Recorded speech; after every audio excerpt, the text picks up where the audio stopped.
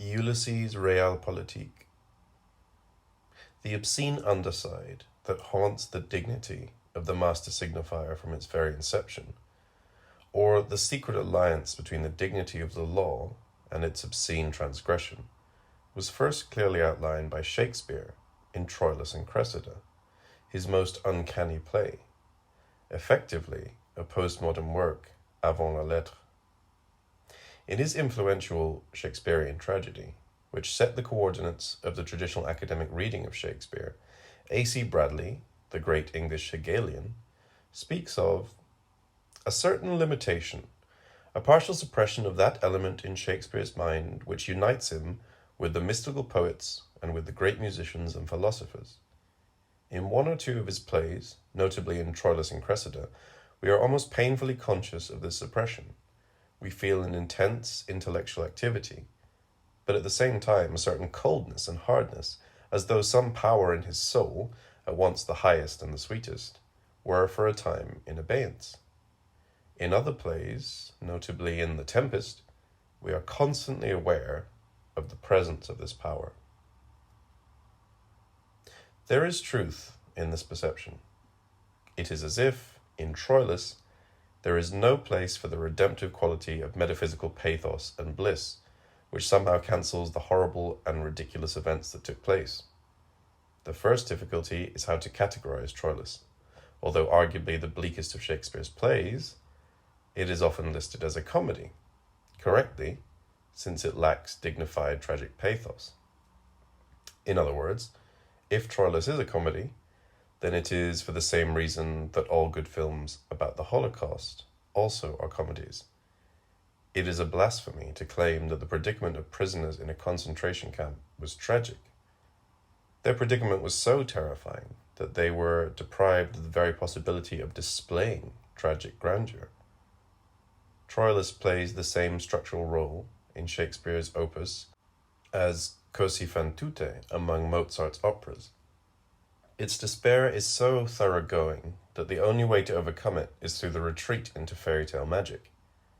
The Tempest, and other late Shakespeare plays, Mozart's Magic Flute.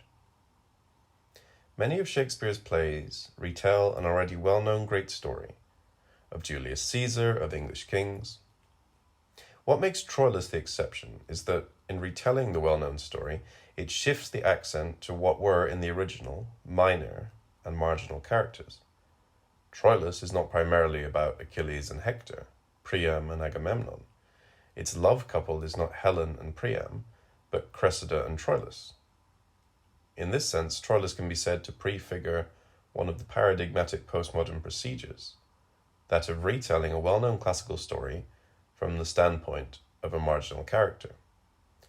Tom Stoppard's Rosencrantz and Guildenstern Are Dead does it with Hamlet, while here Shakespeare himself carries out the move.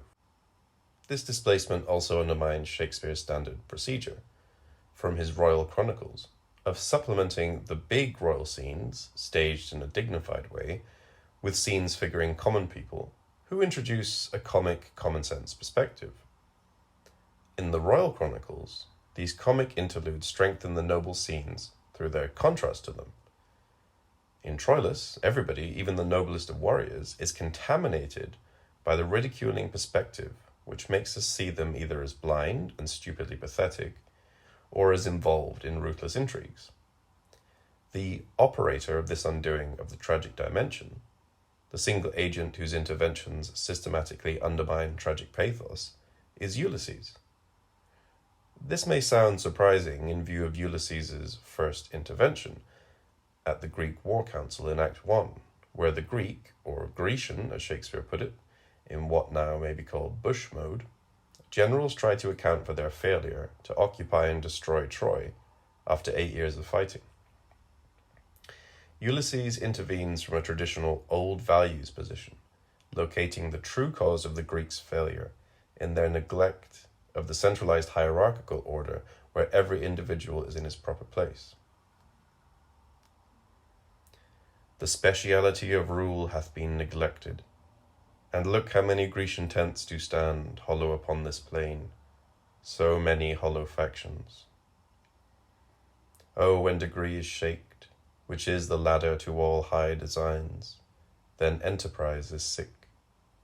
How could communities, degrees in schools, and brotherhoods in cities, peaceful commerce from dividable shores, the primogenity and due birth, prerogative of age, crowns, sceptres, laurels, but by degree stand in authentic place?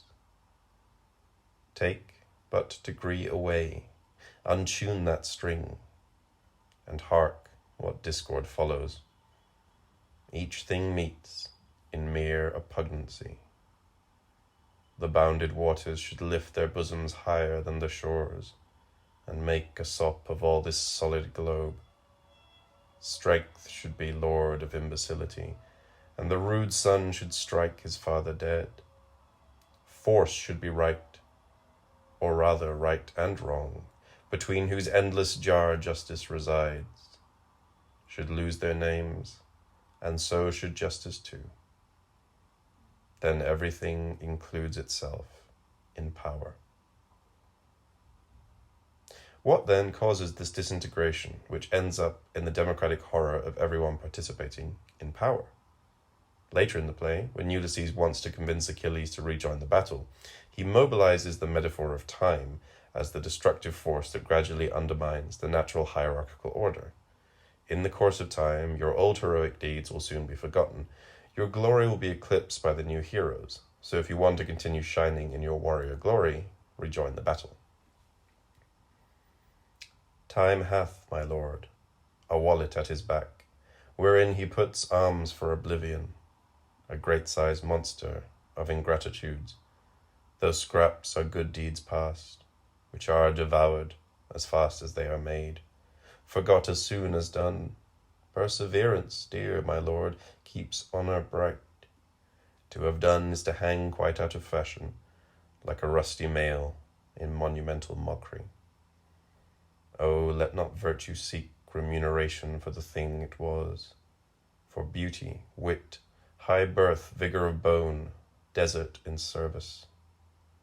Love, friendship, charity are subjects all to envious and calumniating time. Ulysses' strategy here is profoundly ambiguous.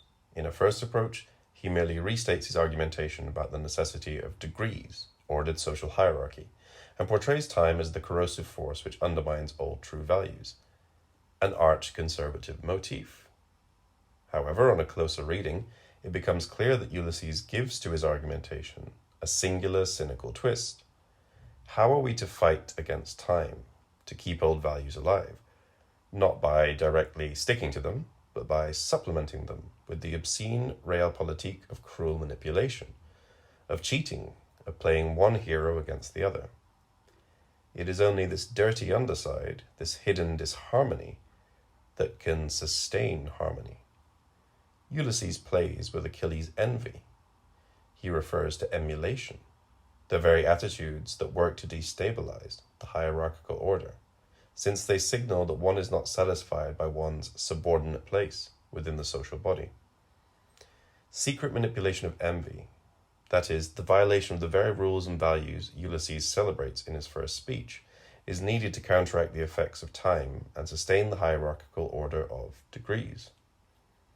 This would be Ulysses' version of Hamlet's famous, "The time is out of joint, O cursed spite, that ever I was born to set it right."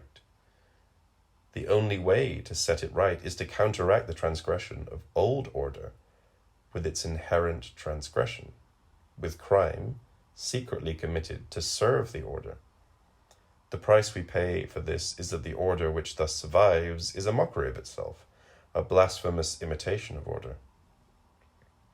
This is why ideology is not simply an operation of closure, drawing the line between what is included and what is excluded, prohibited, but the ongoing regulation of non-closure.